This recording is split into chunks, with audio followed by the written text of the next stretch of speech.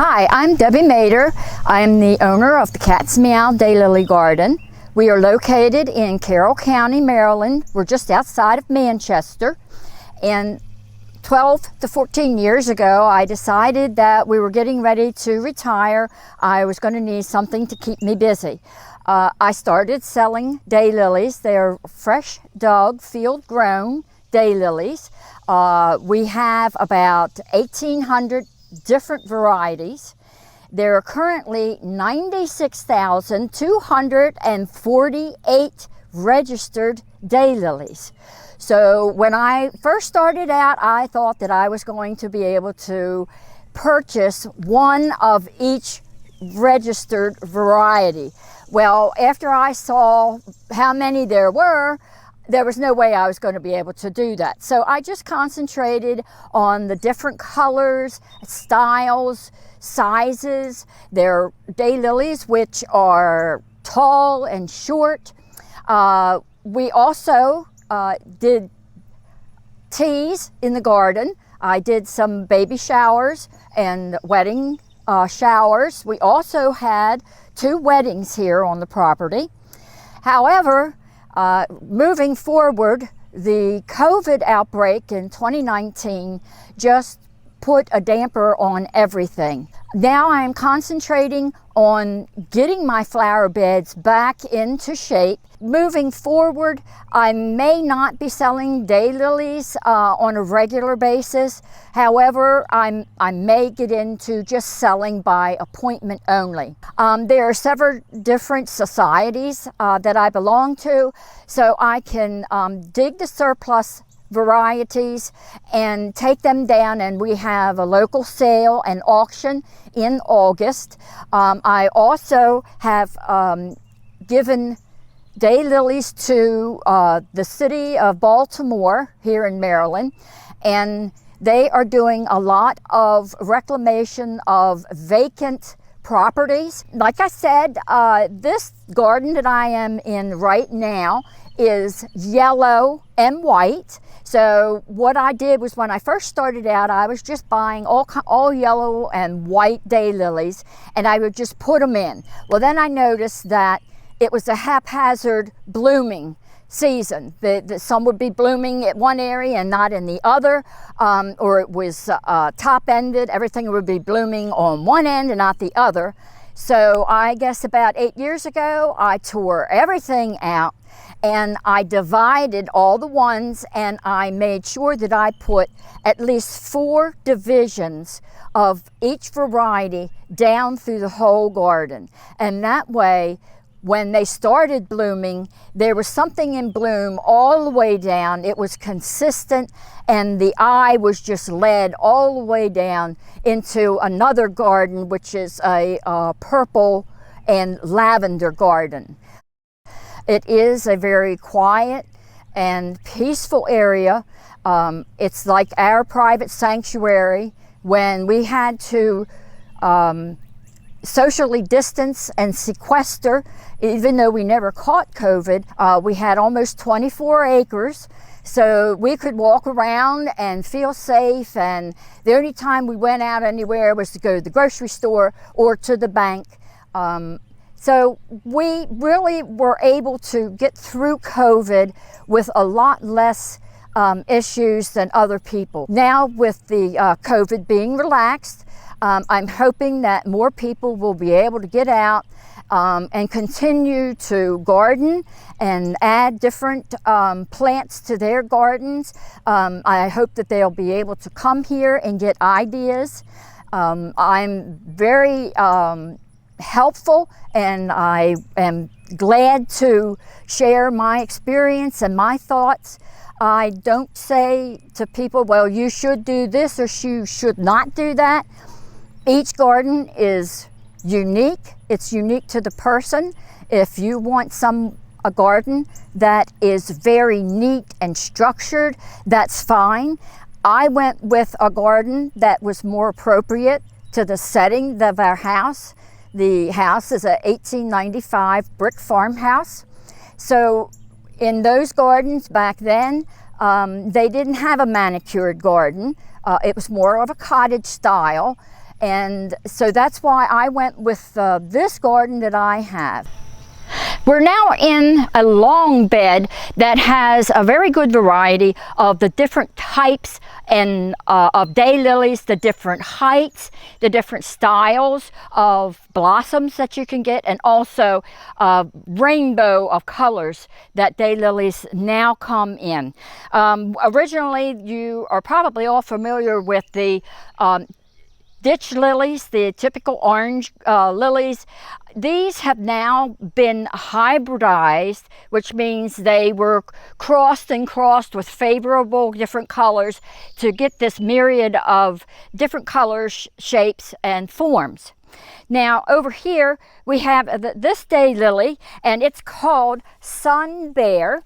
And as you can see, I'll just take one of the blossoms off. The different types of color just in this one blossom. Now this has like a very fine shark's tooth edging on it. It also has a very yellow, deep golden yellow throat on it, which a lot of daylilies do. There are daylilies which have a green throat, which a lot of the hybridizers have been working on, where the throat comes out onto the petals and sepals of a daylily. Now, while I have this one in my hand, I'm going to show you how easy it is to pollinate your own crosses. So what you do is you take the stamen here, and it's got all the pollen on it. And you want to do this early in the morning as you can, because if it's too late in the afternoon, the pollen has dried up and it won't be as fertile. So you go over to from this plant to one that you want to make a cross. I'm going to do this little yellow one here. And so you take the yellow one, and there's a pistil here, and this long tube, and on the end of it, it's tacky. So you just take the pollen and dab on there. Make sure it's really well covered, and that is a cross. Now, the only thing you have to remember about crosses, and not to get real technical, is daylilies belong to two groups, diploid and tetraploid.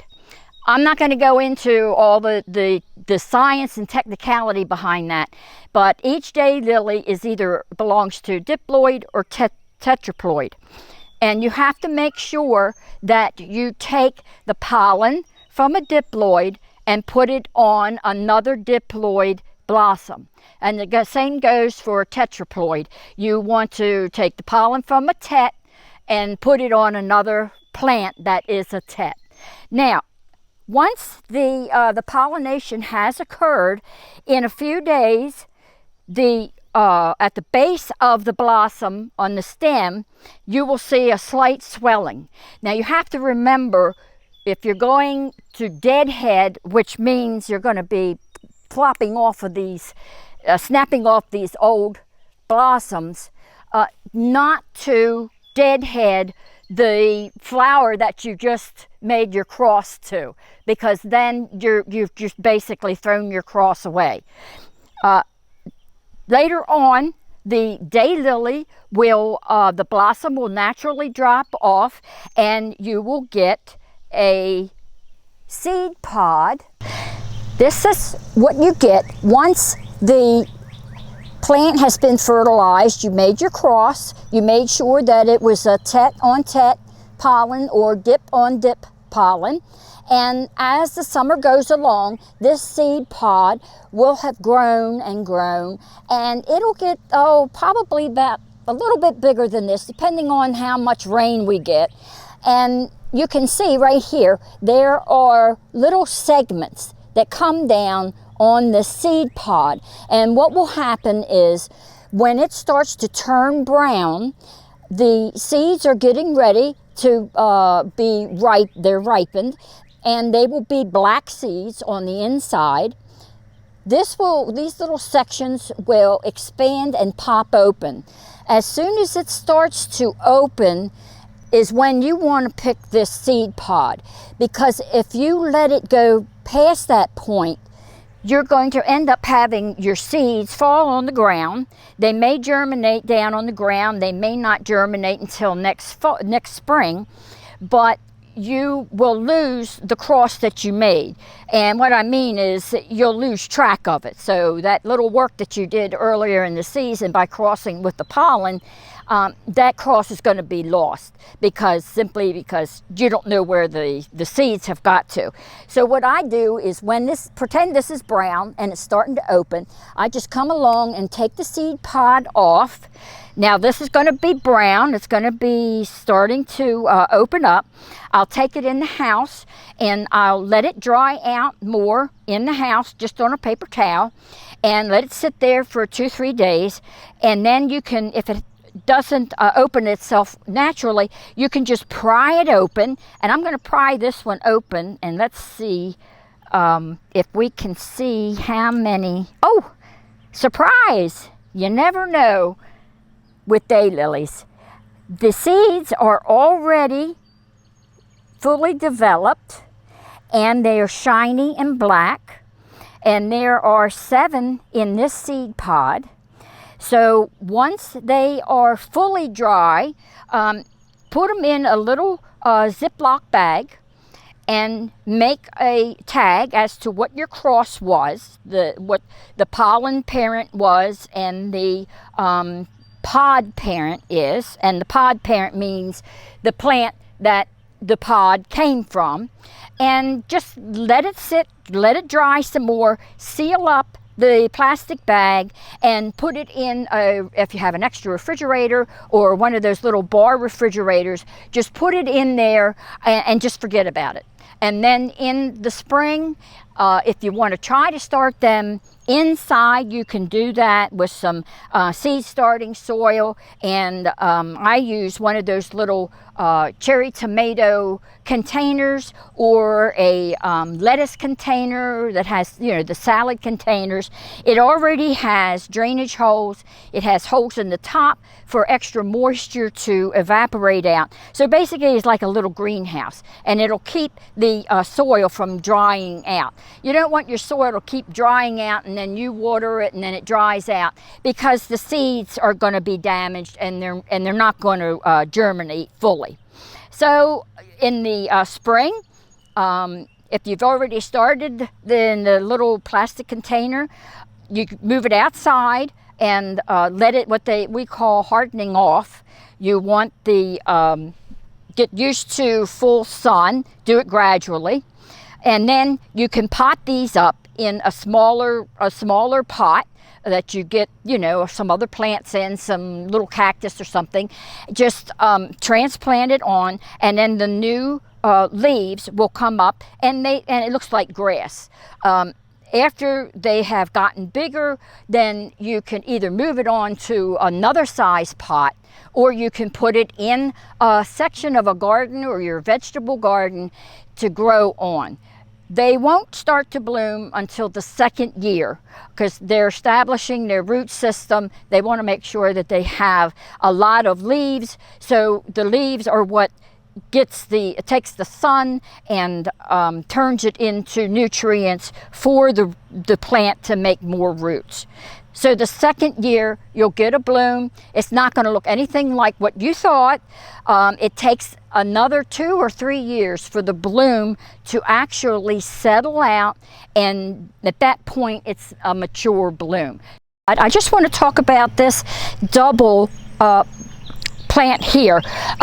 This is one of the older daylilies. It was hybridized around 1954-55, and this is called Kwanzaa. This is a beautiful daylily that has the double. It's got orange, a very deep reddish orange. This plant is special in that it is sterile. It does not set seed pods. So the way this plant duplicates, gets bigger, is that it will grow and grow into a nice clump, and then it will send out one long root that will extend out past the mother plant.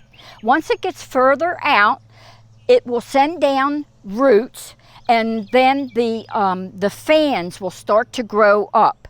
So this is a very good plant if you want to use it for erosion control on long stream beds, if you have a steep bank out front.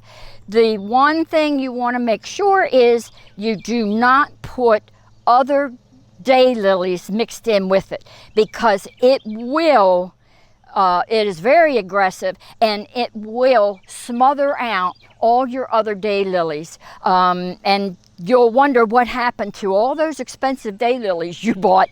And a lot of people think that it reverted back to another plant. That's not true. A plant is, as far as daylilies are concerned, the blossoms, they're not going to revert back to the original ditch lily. It's just not going to happen. So, as you can see, we have doubles here. We have a small little double. Sort of looks like a carnation. There are other ones that are really, really double and look just like a carnation. Okay, this is called Freestyle, and it is a double. And you can see that this is a huge double compared to that little petite double over there. This again is the mature height of this plant, and she's going to stay this size. It is a rebloomer, so when she's done blooming, she will put up another flush of stalks, and you should have another bloom in about a month or so. This red is just a spectacular red. I don't know if it's going to show up, but it is like satin and velvet, and it has a very green throat. Down here is another huge yellow. This would be considered an unusual form daylily. The petals are huge.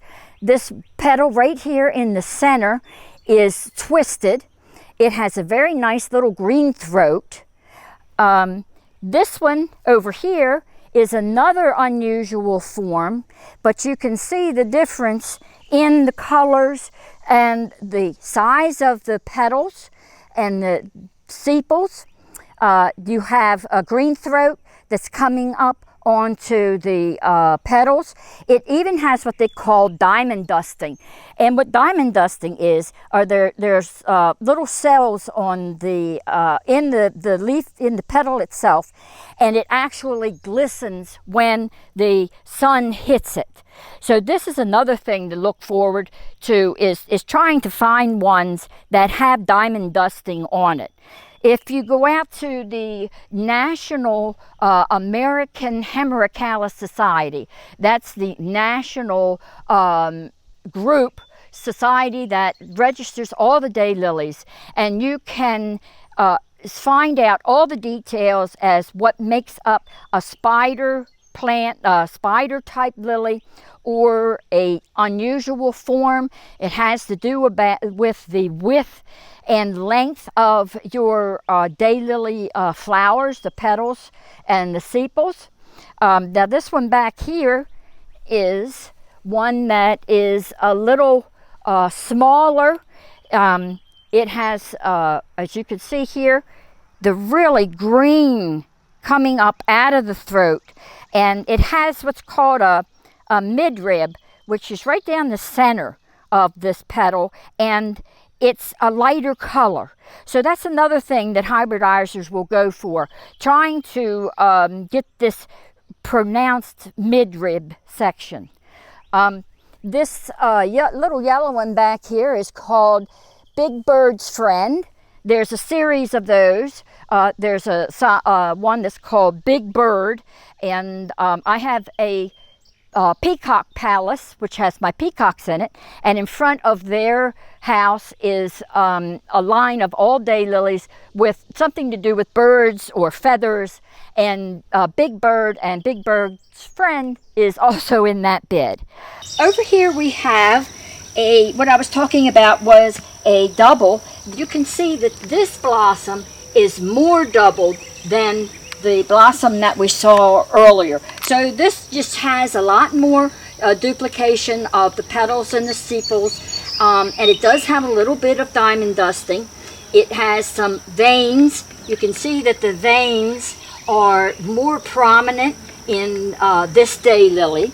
Over here, I want to bring your attention to this spectacular purple flower just opening. Yesterday this was not open, and this is going to be a later blooming because you see all these stalks are just loaded with buds. Now this down here is where it was just starting to open, wasn't fully open yet, and sometimes you may have to come along, and if it's stuck like this, just gently poke it, and sometimes that will release it because it has so many little undulations and pie crust edges on it. Sometimes it's hard for them to fully open. And this one back here, you can see has fully opened. It's a lot wider and flatter. So this is just a really good example of a different type of edging that is on a plant. This color, it has the purple, it has dark veining, it has a gorgeous green throat, but it also has these undulations, and the yellow is edging the petals here, and that is called a picotee, where you have a different color on the edge of a bloom that's different from the most prominent color on a daylily. This one down here is another, this is called Techni Spider, and this is another unusual form. It has beautiful, beautiful edging on it. Sometimes they call it a pie crust edging, and it has a beautiful greenish cast all over it. It has pale pink coming down the center of the blossom, and it also has the midridge that is more predominant. This is called Penny Pinsley, and this is a small double. This plant is at its mature size. It won't get any taller. If you are able to irrigate, it may get a little bit taller, but in its natural state, this is the size it's going to be. I would put it in the front of your garden. We mentioned color theme. This would be one that would go with those pink ones up on, that we mentioned previously. There's something that what we do, it's called deadheading. Now, deadheading is just basically taking the old spent blossom from yesterday. These daylily blossoms only last for one day. So we go through here and deadhead all the ones from yesterday that have now gone by. They're no longer, they're not going to open back up. So that's deadheading. Now, some people do live heading, and what that is every evening they'll come through, they would come through a bed like this, and they would take all these blooms off that are currently still in bloom, because during the night these blossoms are going to all close up like this one has, and rather than taking the chance of missing a deadhead, they want to have their gardens very pristine, they go through and live head. And when you do that, you obviously, if you look down your row and you see a flower that's still on a plant, then you know that you've missed one. With deadheading like I do, and I don't do it all the time because I have so many plants, I just do the deadheading. I try to look for dead buds that are going to impact another bloom that's going to be opening, because if this would come down on another bud that's due to open in a couple days and that dries, it's actually going to keep it from opening up. And if you don't notice it, then you've lost a bloom for a day. While we're here, I wanted to show a good example of when you don't deadhead. As you can see, I've not deadheaded this plant, but there's a blossom that was from a couple days ago, and it has draped down over this bud. Now, if I don't remove this today, this bud is probably 2 days out from opening. It's not going to be able to open fully because this is going to keep it closed. So if you just snap it off and then pull the rest of it off. Now, I don't normally go around with a bucket. Some people do. They will deadhead into a bucket and keep their beds looking very neat. I tend to hide it down in the plant somewhere because it's going to decompose. And when it decomposes, that's all putting nutrients back in the soil. And if you notice, I use grass clippings to mulch. Now, some areas I do have landscape fabric down. Whenever I redo a bed now, I'm putting landscape fabric down simply because it keeps the weeds down. We're getting drier and hotter summers, and it also keeps the soil cooler and moister. You could use chips, wood chips, other types of mulch, but we have so many grass clippings and we have so many beds, it would put us in the poorhouse if I were to buy enough mulch to go over all of my beds. So I use grass clippings.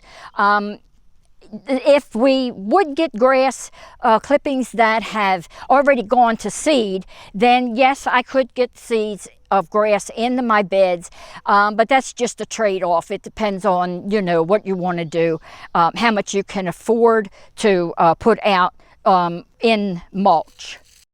So I am going to be dividing this later on because it is getting a little overgrown, but not too bad yet. There's a plant back here, if I can find it, that it is so overgrown that it has misshapen buds. The color isn't correct. There are not as many daylilies blooming that they should be. So once every 3 years or so is when you need to divide your daylilies, because if not, they will just keep growing and growing and growing, and sometimes they can actually shade themselves out in the center and they'll start dying out from the center. Now, earlier I mentioned how daylilies need to be divided every 3 to 4 years. This is a perfect example of a daylily plant that should have been divided several years ago. It is a fast grower. Some plants don't put out more fans as readily as other ones, but this is a fast grower. And you can see what I mean by the blossoms, as when they open them up, they're distorted. The actual bud is distorted. The flower should sort of look like this, only this bud is still distorted. All these should be completely open and round. They're misshapen. So what I would do with this plant is I tend to use a garden fork rather than a shovel. You go in here with a shovel, you're going to end up slicing through some of the roots. The plant will still survive, but it's going to have more damage to it, and it's going to take it a little bit longer to recover. I go in with a garden fork. I'll work all the way around, popping it out, loosening the soil, and you'll hear a cracking noise, and that's the noise of the roots letting go of the ground. You take it out. This is going to be a huge clump. Sit it over on the ground, and you can shake the clump to get all the loose dirt off. The next thing I would do is you could take a garden hose, put it on the full setting, and you could hose down the plant. And what that is going to do is it will take all the excess dirt out. It will loosen the roots, because at this stage you're going to find they're all just intertwined with each other. Once you do that, then you can take the plant and just take and move it back and forth in a twisting motion like that. Then you should be able to pry some of the plants apart. They're called fans, but you can pry them apart. When you go to replant, you want to plant two plants together in a hole. That's the minimum amount that you want to put in a hole. If you go with one single fan, sometimes it takes longer for that plant to reestablish and put out more fans. I have spoken to some other very well-known hybridizers, and they feel the same way, that it just some kind of symbiotic relationship between the two fans that really make them reestablish quicker. Now, like I said, 2 is the minimum. You could put 3 or 4 fans in a hole, and if you wanted to maintain your huge display like this big, I would dig a huge hole and put like 4 different divisions. You know, three fans in each section of your hole. You'd want to have 4 around the outside and 1 in the middle. That way, once you fill in your dirt, water it in very well and mulch it. Probably by the fall, if you would do it now, you're going to see that the leaves are going to be reestablished, the roots are going to be rooted in, and you're going to see a noticeable difference between when you first did your divisions and replanting. All of a sudden, like 3 weeks later, the plant is going to start looking real happy again. Now, you're a clump this size, you're going to have a lot of extra plants. You can take these and you can move them somewhere else in your garden. You can give them to your neighbors. You can give them, if your church is looking for put in a new flower bed or to augment their flower beds they already have, you can pass them on. Otherwise, what you're going to end up having to do is to throw them away. And I don't know if you're like me, I'll take a plant, throw it down the compost heap, and 2 weeks later I come back, go down, and they're blooming. They have regenerated themselves in the compost pile. I'll take that plant and bring it up and find a hole to put it in, because if it is going to do that much effort in regrouping and reblooming, he deserves to be back into the garden. So that's why I have so many daylilies, because I just hate to throw them away. A good friend of mine, they have gone through all their friends and colleagues, and they end up having to compost, because after all, a lot of people don't have almost 24 acres that we have, and we have 6 acres of flower beds, display beds, and lawn. I can always put a flower bed in somewhere or edge another bed out and make it wider and put the flower in. So anyway, that's a quick way of getting the plant dug out. Like I said, use a garden fork is my preference.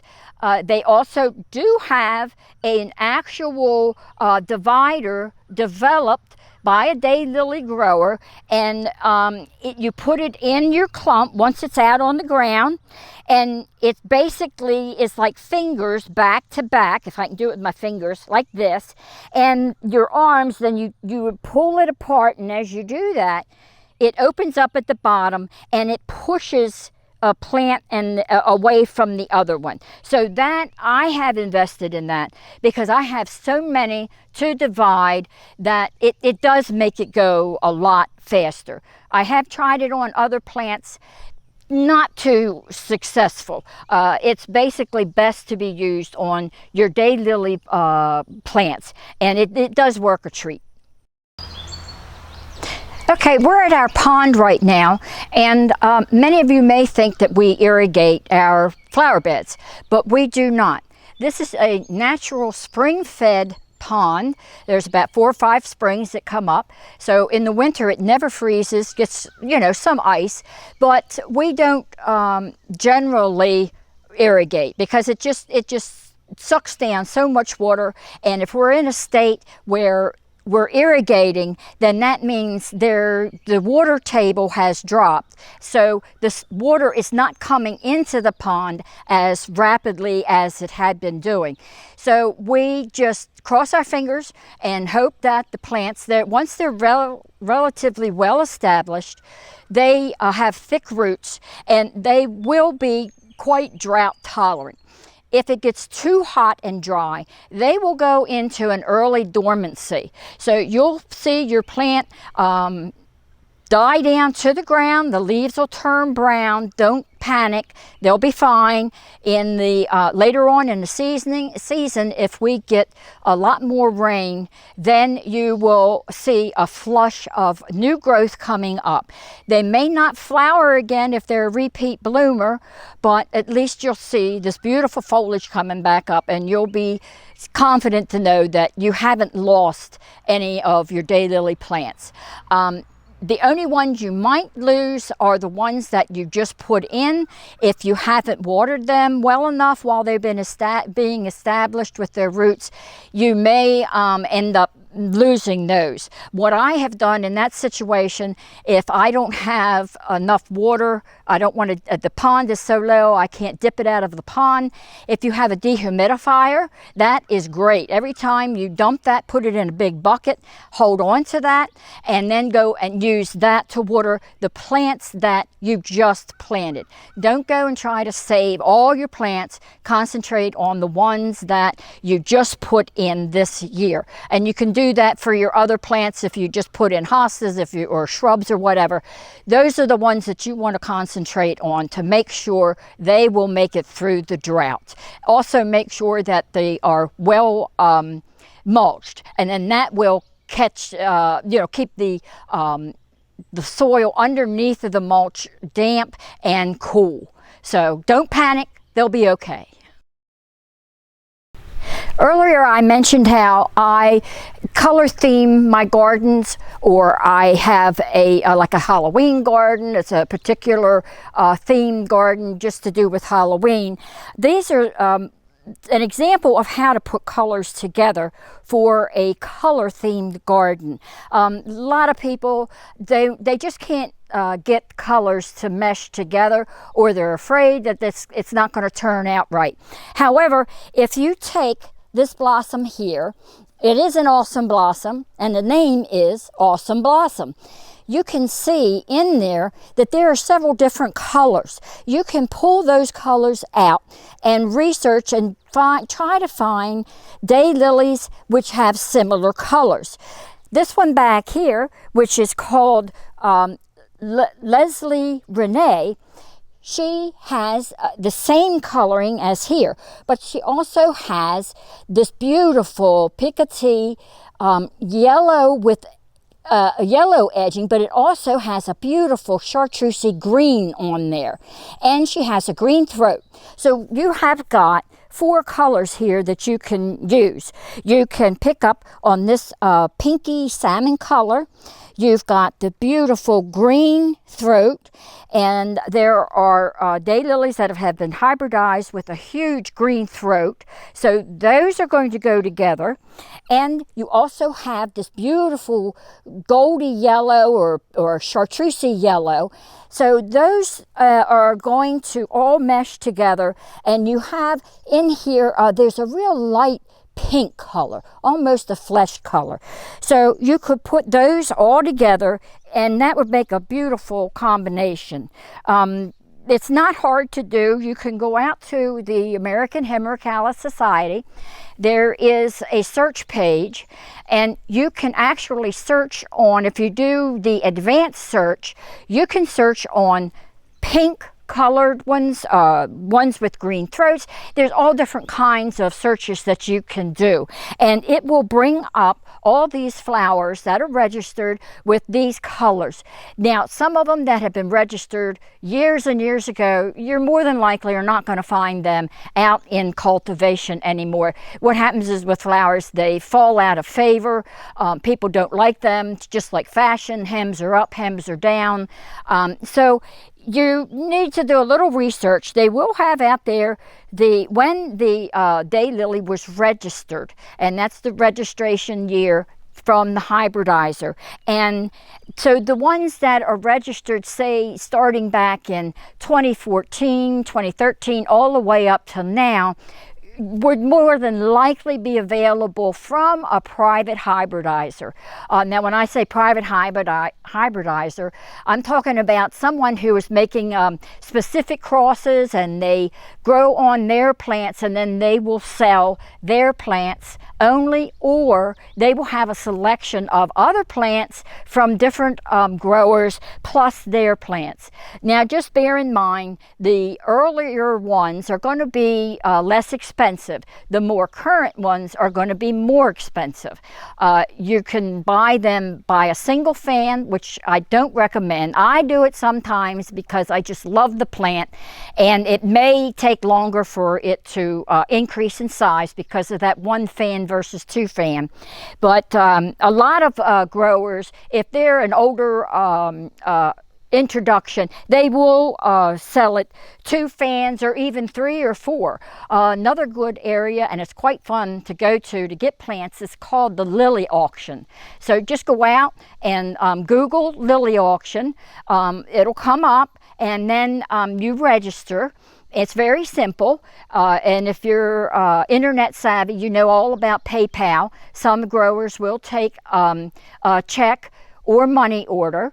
I tend to stick with PayPal because you do have a good amount of security, but you can actually do a search on color, and they will come up. All the plants that are up by auction in that color pink will come up, and you will see that you can bid on those.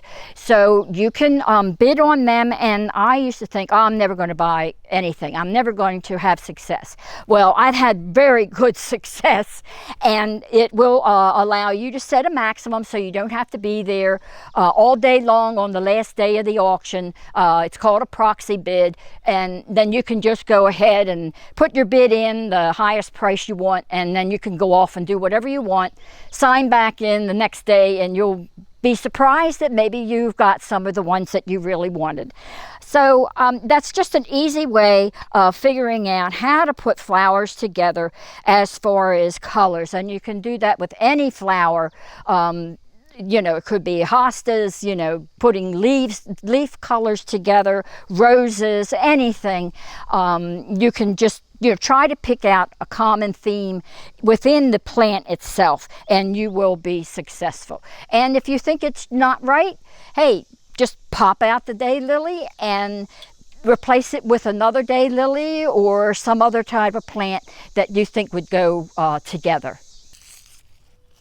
So that's pretty much it as far as a discussion on daylilies. I'm hoping that I've covered everything that I can think of right now to get you started on daylilies. Start off small.